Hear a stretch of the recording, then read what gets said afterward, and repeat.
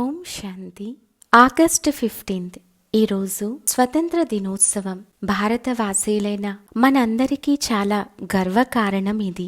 ప్రతి ఒక్కరూ వారి వారి పద్ధతులలో ఈ స్వతంత్ర దినోత్సవం జరుపుకుంటున్నారు. ఎందుకంటే ప్రతి ఒక్క భారతవాసి ఈ భూమిపై భారతీయులుగా అయ్యాము అనే అభిమానం ఉంది.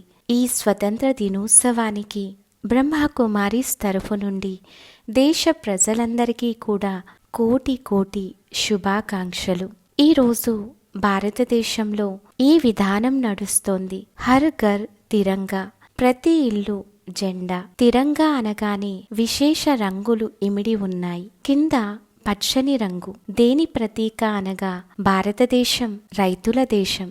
పచ్చదనం క్రాంతికి సూచకం. మధ్యలో తెలుపు రంగు అనగా శ్వేత క్రాంతి. ఈరోజు భారతదేశం అనేక ప్రాంతాలు దేశాలకు పాలను ప్రదానం చేస్తోంది. కావున శ్వేతక్రాంతి యొక్క సూచకం. మరియు మూడవది ఆరెంజ్ కలర్, ఆధ్యాత్మికతకు ప్రతీక. ఎప్పుడైతే మనం భారతదేశంలో హరిత క్రాంతి, శ్వేతక్రాంతి జతలో ఆధ్యాత్మిక క్రాంతి యొక్క మహత్వం ఇచ్చామో, ఈ ఆధ్యాత్మిక క్రాంతి భారతదేశాన్ని విశ్వం వైపు తప్పనిసరిగా తీసుకెళ్తుంది. పూర్తి విశ్వం కోసం మార్గదర్శకంగా అవుతుంది భారతదేశం. దీని ద్వారా ప్రతి ఒక్కరి జీవితంలో ఒక కొత్త దిశ నిర్దేశింపబడుతుంది. ఇంకా చెప్పటం జరుగుతుంది, ఆరెంజ్ కలర్ త్యాగము మరియు తపస్సు యొక్క ప్రతీక. తెలుపు రంగు శాంతికి గుర్తు మరియు పవిత్రతకు గుర్తు. మరియు పచ్చని రంగు ఆత్మవిశ్వాసానికి ప్రతీక. విశ్వాసము మరియు ధైర్యము ఎక్కడ ఉంటాయో అక్కడ భగవంతుడు కూడా సహయోగం ఇస్తారు. చెప్పటం జరుగుతుంది, ధైర్యం మానవునిది, సహాయం భగవంతునిది. కావున పరమాత్మని యొక్క ఆశీర్వాదాలు సదా మనందరిపైన ఉంటాయి. అందువలన మెల్లమెల్లగా ఈ పతాకం విశ్వంలో చాలా ఉన్నతమైన స్థానాన్ని తప్పకుండా ప్రాప్తి చేసుకుంటుంది. అప్పుడే విశ్వగురు అని పిలువబడుతుంది. ఇంకా ఆధ్యాత్మిక దృష్టికోణంతో చూసినట్లయితే ఈ మూడు రంగులలో చాలా అందమైన భావం ఇమిడి ఉంది. ఆధ్యాత్మిక రీతిలో చెప్పడం జరుగుతుంది, క్రింద భూమి యొక్క రంగు ఆకుపచ్చ, అందుకే పచ్చని వసుంధర అంటారు. మధ్యలో తెల్లటి రంగు, ఇది సూక్ష్మమైనటువంటి జగత్తుకు ప్రతీక. అక్కడ ఫరిస్తాలు నివసిస్తారు. ఇంకా పైన ఆరెంజ్ కలర్, అది పరంధామానికి బ్రహ్మాండానికి ప్రతీక. ఇదే ఆత్మల నివాస స్థానం. అక్కడ స్వయం భగవంతుడు కూడా నివసిస్తారు.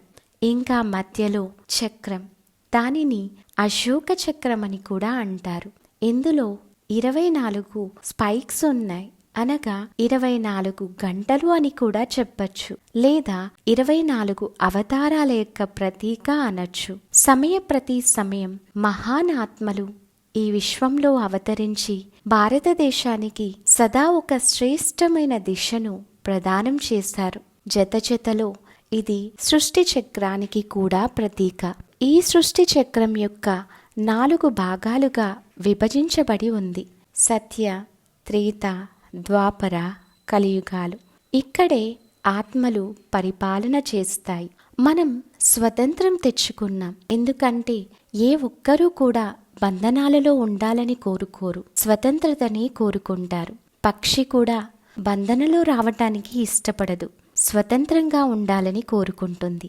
అలాగే మన భారతదేశానికి మనం స్వతంత్రాన్ని తెచ్చుకున్నాం.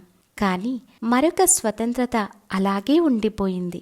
ఎందుకంటే ఒకప్పుడు పూర్వీకులనండి, లేదా ఆదిలో సత్య త్రేతాయుగాల్లో ఉండే ఏవైతే దివ్య గుణాలతో ఉండేవారో, సతోప్రధానంగా ఉండేవారు.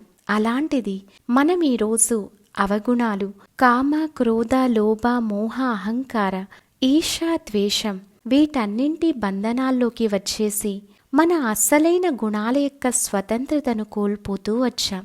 కాబట్టి ఇప్పుడు ఆ స్వతంత్రత ఎంతవరకు రాదో అంతవరకు భారతదేశంలో సుఖము, శాంతి రావటం అంటే చాలా కష్టమవుతుంది. కావున ముందుగా మనల్ని మనం మన గుణాలను శ్రేష్టంగా మార్చుకునేటటువంటి శక్తిని సంపాదించుకుందాం. అప్పుడే మనకు నిజమైన స్వతంత్రత.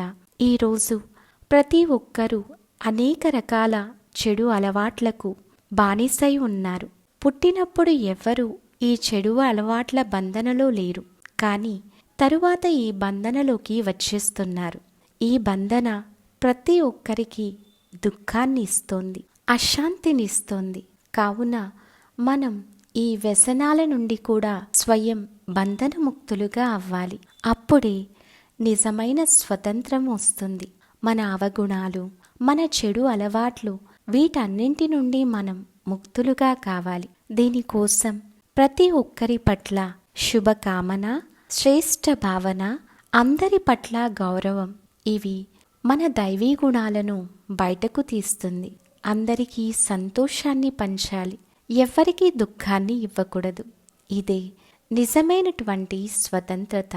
పరతంత్రము అంటే అశాంతి, అపవిత్రత, దుఃఖము. స్వతంత్రత అంటే శాంతి. కావున మనలో ఏవైతే కామ, క్రోధ, లోభ, మోహ, ఈర్ష, ద్వేషాలున్నాయో వీటన్నింటినీ ఈరోజు సమాప్తం చేసేసి మన లోపల సత్యమైన శాంతి, సుఖము, ఆనందము, పవిత్రత, శక్తి, జ్ఞానము, ప్రేమ, వీటన్నింటినీ కూడా ధారణ చేస్తాము. అప్పుడే నిజమైనటువంటి స్వతంత్రత అని పిలువబడుతాము. స్వతంత్రతను మళ్ళీ మనం తెచ్చుకొని భారతదేశాన్ని స్వర్ణిమంగా తయారు చేయాలి. ఓం శాంతి.